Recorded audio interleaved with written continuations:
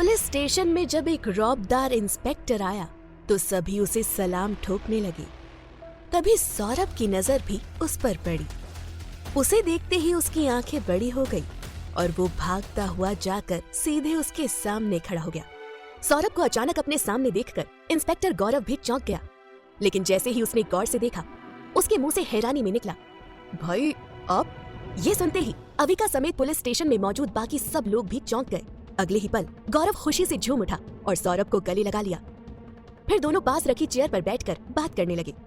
गौरव ने मुस्कुराते हुए पूछा, भाई आप यहाँ? सौरभ बोला, वो सब बाद में बताऊंगा, पहले बता गौरव, क्या तू इस थाने का इंचार्ज है? गौरव ने सिर हिलाकर कहा, हाँ भाई। ये सुनते ही सौरभ ने राहत की सांस ली और आसमान की तरफ देखकर बोला, थैंक यू भगवान जी, थैंक यू। गौरव ने हैरानी से पूछा, भाई बात क्या है? तब सौरभ ने अविका की तरफ इशारा करते हुए कहा, मुझे उसे यहाँ से घर ले जाना है, क्या मैं ले जा सकता हूँ? गौरव ने अविका की तरफ देखा, फिर पूछा, ये कौन है और पुलिस स्टेशन में क्यों है? गौरव की बात सुनकर सौरभ ने झेपते हुए अपना सिर झुका लिया। तब गौरव ने पास खड़े एक कांस्टेबल को बुलाया और पूछा कि उस लड़की को यहाँ क्यों लाया गया है। कांस्टेबल ने पूरी घटना एक एक करके बता दी। उसकी बात सुनकर गौरव हैरानी से अविका की तरफ देखने लगा। फिर बिना कुछ कहे वो सौरभ और अविका को अपने कैबिन में ले गया। कैबिन के अंदर गौरव अपनी चेयर पर बैठा था, जबकि उसके सामने सौरभ और अविका बैठे थे। जहाँ अविका बिना किसी डर के शांत बैठी थी, वहीं सौरभ के चेहरे पर साफ परेशानी दिखाई दे रही थी।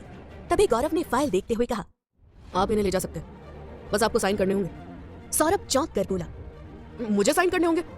गौरव ने सहज लहजे में कहा, हाँ, मैं पेपर वर्क के लिए बोल देता हूँ। उसी वक्त एक कांस्टेबल अंदर आया और बोला, सर वो कॉली आपसे मिलना चाहता है। गौरव ने उसकी तरफ देखते हुए कहा, उसे बैठाओ, मैं आता हूँ। फिर वो सौरभ की तरफ मुड़ा और बोला, भाई मैं बस 5 मिनट में आया। सौरभ ने सिर हिलाकर कहा, हाँ ठीक है। इतना कहकर गौरव अपनी कुर्सी से उठा और कैबिन से बाहर चला गया। गौरव के जाते ही सौरभ ने अविका की तरफ देखा और बोला, फूगी मैं क्यों साइन करूं? एक काम करता हूँ, युवेन को बुला लेता हूँ। इतना कहते ही वो अपनी जेब में मोबाइल ढूंढने लगा। तभी अविका ने तुरंत कहा, कोई जरूरत नहीं है युवेन को बुलाने की। फिर उसने उंगली दिखाते हुए सख्त आवाज में कहा, तुम साइन करोगे, समझे? सौरभ चिढ़कर बोला, मैं क्यों साइन करूं? युवेन करेगा। फिर जैसे ही उसे कुछ याद आया, वो शरारती अंदाज में बोला, ओह तो तुम डर रही हो कि वो यहाँ आ गया तो तुम्हें डांटेगा, है ना? अब तो मैं उसे बता के रहूंगा। उसकी बात सुनते ही अविका झटके से उठी और उसका कॉलर पकड़ लिया। फिर दांत भींचकर बोली, अगर तुमने युवेन को आज जो भी हुआ वो बताया तो मैं उसे बोलूंगी कि तुम स्कूल टाइम से मुझ पर लाइन मार रहे हो और तुमने मुझे स्कूल में प्रपोज भी किया था और अभी मेरे साथ फ्लर्ट कर रहे हो। अविका की बात सुनते ही सौरभ की आंखें बड़ी हो गई और उसका मुंह खुला का खुला रह गया। वो हकलाते हुए बोला, छोटी, मैंने ऐसा कब किया? अविका ने आंखें छोटी करते हुए उसे घूरा और बोली, पर अगर मैंने ये युवेन से बोल दिया तो वो जरूर मेरी बात पर यकीन करेगा, फिर तुम्हारा क्या होगा? अविका की बात सुनते ही सौरभ की आंखों के सामने एक खौफनाक नजारा घूम गया। उसे लगा जैसे युवेन ने उसे उल्टा लटका रखा है और नीचे से मिर्ची का धुआं दे रहा है। ये सोचते ही उसने जल्दी से अपना सिर झटका और डरते हुए अविका से बोला, तुम ऐसा कुछ नहीं बोलोगी, वरना वो मुझे जान से मार डालेगा। अविका ने तिरछी मुस्कान के साथ कहा, मैं ऐसा ही बोलूंगी, अगर तुमने मेरी बात नहीं मानी तो, समझे? सौरभ ने तुरंत दोनों हाथ उसके सामने जोड़ दिए और बोला, ठीक है मेरी माँ, नहीं बताऊंगा और मैं ही साइन भी कर दूंगा। उसकी बात सुनते ही अविका ने उसका कॉलर छोड़ दिया और वापस अपनी चेयर पर आराम से बैठ गई। सौरभ उसे खा जाने वाली नजरों से घूरते हुए बोला, कैसी हो तुम फुगी? मैं तुम्हारी हेल्प करने आया और तुम मुझे ही धमकी दे रही हो। अविका ने चेहरे पर प्यारी सी मुस्कान लाते हुए कहा, धमकी अच्छी नहीं लगी तो तुम बोलो, सच कर दूं? ये सुनते ही सौरभ हड़बड़ा गया और जल्दी से बोला, नहीं मेरी माँ, बख्श दे मुझे, मेरी ही गलती है जो तेरी हेल्प करने आया। सौरभ की बात सुनकर अविका हल्का मुस्कुरा दी। तभी गौरव वापस अंदर आया और बोला, भाई चलिए साइन कर दीजिए। उसकी बात सुनते ही सौरभ और अविका दोनों उठे और उसके पीछे बाहर चले गए। एक कांस्टेबल ने रजिस्टर उनके सामने रखते हुए साइन करने को कहा। सौरभ अविका को घूरते हुए साइन करने ही जा रहा था कि तभी वहां एक सर्द आवाज गूंजी, रुको। आवाज सुनते ही वहां मौजूद सब लोग पलटकर उस दिशा में देखने लगे। अविका और सौरभ दोनों शॉक रह गए। सौरभ ने साइन करने के लिए जो पेन हाथ में पकड़ा था वो उसके हाथ से छूटकर नीचे गिर गया। उसके सामने युवेन खड़ा था। उसका एक हाथ पैंट की पॉकेट में था और चेहरे पर कठोर भाव साफ दिखाई दे रहे थे। युवेन को देखकर जहां अविका हैरान रह गई, वहीं सौरभ के पसीने छूटने लगे। युवेन बड़े बड़े कदमों से चलता हुआ उनके पास आया। उसे देखते ही गौरव जैसे कुछ याद करते हुए बोला, युवेन भाई। युवेन ने बस हल्के से सिर हिला दिया। गौरव तुरंत खुश होकर बोला, युवेन भाई आप यहाँ? युवेन ने अविका और सौरभ की तरफ देखते हुए ठंडे लहजे में कहा, हाँ, आना पड़ा। इतना कहकर वो आगे बढ़ा, सौरभ को साइड किया और सीधे रजिस्टर पर साइन कर दिए। उसे साइन करता देख गौरव थोड़ा हैरान होकर बोला, युवेन भाई, आप क्यों साइन कर रहे हो? सौरभ भाई कर देंगे। युवेन ने अविका की तरफ देखा और शांत मगर सख्त आवाज में बोला, मेरी पत्नी है तो साइन भी मुझे करने चाहिए ना। युवेन का जवाब सुनते ही गौरव शॉक रह गया। वहीं अविका और सौरभ दोनों ने चुपचाप अपनी गर्दन झुका ली। फिर युवेन ने अपनी जेब से कार्ड निकाला और गौरव की तरफ बढ़ाते हुए कहा, अगली बार अगर ऐसा कुछ हो तो तुम मुझे कॉल कर देना। गौरव ने कार्ड लिया और तुरंत सिर हिला दिया। गौरव खुराना एक पुलिस इंस्पेक्टर था और सौरभ का कजन भाई था, यानी उसके चाचा का बेटा। पुलिस की वर्दी पहनने के बाद से वो मुंबई में ही पोस्टेड था। उसकी फैमिली दिल्ली में रहती थी, जबकि वो यहाँ अकेला रहता था। अपनी ईमानदारी और काबिलियत की वजह से वो एक सम्मानित अफसर माना जाता था। उधर युवेन आगे बढ़ा और अविका का हाथ पकड़कर उसे वहाँ से लेकर जाने लगा। युवेन को जाता देख सौरभ ने राहत की सांस ही ली थी कि तभी उसके कानों में युवेन की कठोर आवाज पड़ी, सौरभ, तुम भी मेरे साथ चलो।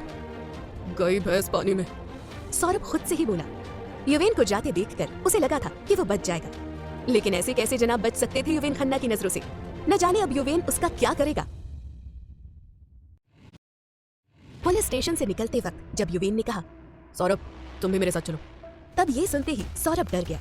उसने तुरंत अपना चेहरा नीचे कर लिया और चुपचाप उसके पीछे चल पड़ा। युवेन ने अविका को अपनी कार की को पायलट सीट पर बैठाया। वहीं पास खड़ा जतन अपने बॉस को एक लड़की के साथ देखकर थोड़ा हैरान था, लेकिन उससे कुछ पूछने की हिम्मत उसमें बिल्कुल नहीं थी। सौरभ भी वहाँ से अपनी कार की तरफ जाने लगा। तभी युवेन ने उसे रोकते हुए कहा, तुम मेरे साथ मेरी कार में चलोगे? सौरभ हकलाते हुए बोला, मेरी कार है। युवेन ने सख्त आवाज में कहा, जतिन तुम्हारी कार ले आएगा, तुम मेरे साथ चलो। युवेन की बात सुनते ही सौरभ चुप हो गया। उसने अपनी कार की चाबी युवेन को दे दी और जाकर उसकी कार की पीछे वाली सीट पर बैठ गया। युवेन ने चाबी जतिन को देकर कार लाने को कहा, फिर खुद ड्राइविंग सीट पर बैठकर कार स्टार्ट की और वहाँ से निकल गया। 1 घंटे बाद युवेन ने अपनी कार ड्रीम हाउस के बाहर रोकी। वो कार से उतरा, फिर अविका वाली साइड जाकर दरवाजा खोला। फिर अविका ने सीट बेल्ट खोली और नीचे उतर गई। तब तक पीछे की सीट से सौरभ भी बाहर आ गया था। घर के अंदर युवेन सोफे पर बैठा था, जबकि ठीक उसके सामने अविका और सौरभ खड़े थे। युवेन लगातार दोनों को घूरे जा रहा था। फिर उसने अपनी सख्त आवाज में कहा, क्या तुम दोनों मुझे एक्सप्लेन करना चाहोगे? सौरभ डरते हुए बोला, युवेन, सारी गलती फुगी की है। सौरभ की बात सुनते ही अविका ने एक आईब्रो उठाकर उसकी तरफ देखा। वही युवेन अब भी दोनों को घूर रहा था। सौरभ जल्दी से बोला, तुम तो जानते हो युवेन, मैं कितना भूला हूँ, मैंने कुछ नहीं किया। युवेन ने सौरभ को घूरते हुए पूछा, तुमने मुझे क्यों नहीं बताया? सौरभ बोला, मैंने कॉल किया था पर तुमने उठाया नहीं। युवेन ने कहा, मैसेज तो कर सकते थे।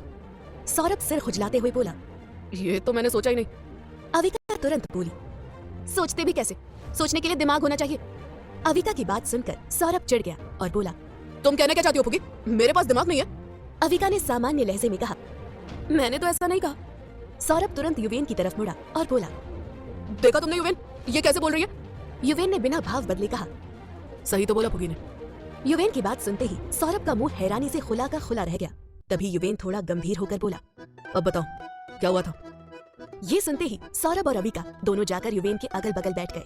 फिर सौरभ ने पूरी बात शुरू से अंत तक उसे बता दी। सब सुनने के बाद युवेन ने एक नजर अविका की तरफ देखा। अविका अब भी शांत बैठी थी। फिर युवेन ने सौरभ से कहा, तुम जा सकते हो। ये सुनते ही सौरभ के चेहरे पर खुशी आ गई। वो तुरंत उठा और जल्दी जल्दी युवेन के विला से बाहर निकल गया। उसके जाते ही युवेन ने वहाँ खड़ी मेट से कहा, कुछ नाश्ता बनाकर मेरे कमरे में भेज देना। इतना कहकर उसने अविका का हाथ पकड़ लिया और उसे अपने साथ कमरे में ले गया। कमरे में आने के बाद ही युवेन ने अविका का हाथ छोड़ा था। फिर वो उसे घूरते हुए सख्त आवाज में बोला, तुम अकेले क्यों गई स्कूल?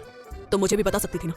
अविका सिर झुकाए खड़ी रही, फिर धीमे लेकिन ठंडे लहजे में बोली, मीर मेरा भाई है और मेरी जिम्मेदारी। युवेन ने गहरी सांस ली और कहा, फुगी, मैंने पहले भी कहा था और अभी फिर कह रहा हूँ, अब से तुमसे जुड़े हर इंसान की जिम्मेदारी मेरी है। बीवी हो तुम मेरी, हमारी शादी हुई है। युवेन की बात सुनते ही अविका का गुस्सा भड़क उठा। वो तेज आवाज में चिल्लाई, नहीं मिस्टर युवेन खन्ना, मेरा भाई सिर्फ मेरी जिम्मेदारी है, तुम्हारा उससे कोई लेना देना नहीं है।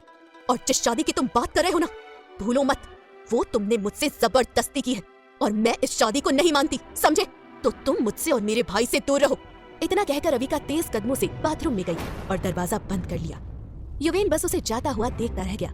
वो जानता था कि अविका गुस्से में है और इसी वजह से उसने ये सब कह दिया, लेकिन आखिर वो भी इंसान था, उसे बुरा लगना स्वाभाविक था। कुछ पल वहीं खड़े रहने के बाद युवेन कमरे से बाहर जाने लगा। तभी उसके कानों में पानी गिरने की आवाज पड़ी। आवाज इतनी तेज थी कि बाथरूम से दूर खड़े होने के बावजूद साफ सुनाई दे रही थी। युवेन मन ही मन बोला, बाथरूम में रोने की आदत अभी तक गई नहीं है। जानता हूँ मुझे हर्ट करके मुझसे ज्यादा दर्द तुम्हें हो रहा है। कब तक मुझसे अपने आंसू छुपाओगी भुगी? इतना सोचकर वो कमरे से बाहर चला गया। जैसे ही युवेन बाहर निकला, सामने से मेड आती दिखाई दी। उसके हाथ में नाश्ते की ट्रे थी। युवेन उसके पास जाकर बोला, ट्रे मेरे कमरे में रख देना। इतना कहकर वो अपने स्टडी रूम की तरफ चला गया। मेड ने उसकी बात मानी और कमरे में जाकर ट्रे टेबल पर रखी और फिर चुपचाप बाहर निकल गई। उधर वॉशरूम में अविका शार के नीचे खड़ी रो रही थी। गिरते पानी के बीच उसके आंसू कहीं गुम हो रहे थे, लेकिन उसकी लाल आंखें सब कुछ बयां कर रही थी। लगभग 1 घंटे बाद अविका वॉशरूम से बाहर आई। उसने खुद को सुखाया, कपड़े पहने और बिस्तर पर बैठ गई। तभी उसका मोबाइल बज उठा। अविका ने स्क्रीन पर देखा, सोनी का कॉल था। ये देखते ही उसने झट से फोन उठा लिया और धीमे स्वर में कहा, हेलो। उधर से सोनी की तेज आवाज आई, भुगी कहाँ है तू? मैं तेरे घर आई थी पर तू यहाँ नहीं है। अविका कुछ पल सोचती रही, फिर बोली, सोनी क्या तू मुझे अभी मिल सकती है? सोनी झुंझला कर बोली, पागल लड़की, तुझसे मिलने के लिए तो आई हूँ। अविका ने तुरंत कहा, क्लब में मिलते हैं। सोनी थोड़ा हैरान होकर बोली, क्लब में? क्यों? अविका ने धीमे स्वर में कहा, वो सब तुझे मिलने के बाद बताऊंगी, तू जल्दी से मुझे स्काई ब्लू क्लब में मिल। इतना कहकर अविका ने बिना सोनी की आगे बात सुने कॉल काट दिया और जल्दी से कमरे से बाहर निकल गई। अविका के जाते ही युवेन, जो कमरे के बाहर खड़ा छुपकर उसकी बातें सुन रहा था, अंदर आया। उसने कमरे में नजर दौड़ाई और देखा कि अविका ने नाश्ते को हाथ तक नहीं लगाया था। उधर अविका मेन दरवाजे तक पहुंची, फिर वहां खड़ी मेड से बोली, अपने सर से बोलना मैं बाहर गई हूँ। इतना कहकर वो जल्दी से बाहर निकल गई। घर से बाहर आकर उसने एक टैक्सी ली और सीधे क्लब के लिए निकल पड़ी। स्काई ब्लू क्लब में अविका टैक्सी से उतरने के बाद किराया देकर जल्दी जल्दी अंदर गई। अंदर पहुंचकर उसने चारों तरफ नजर दौड़ाई तो एक टेबल पर उसे सोनी बैठी दिखाई दी। अविका तुरंत उसके पास पहुंची। सोनी ने जैसे ही उसे देखा, उसके चेहरे पर राहत आ गई। वो उठी और कसकर अविका को गले लगा लिया। फिर दोनों बैठ गई। पहले कुछ देर तक तो उनके बीच सामान्य बातें होती रही, लेकिन अविका का चेहरा अब भी बुझा हुआ था। लेकिन हद तो तब हो गई जब कुछ देर बाद जब उसने ड्रिंक ऑर्डर कर दी। सोनी उसे हैरानी से देखती हुई बोली, हुगी तुम ड्रिंक करोगी? अविका ने ड्रिंक ऑर्डर तो कर ली थी, लेकिन उसे क्या पता था कि पीने के बाद वो क्या क्या करने वाली थी। वहीं दूसरी तरफ कोई था जो उसका पीछा करते हुए ड्रीम क्लब पहुंच चुका था।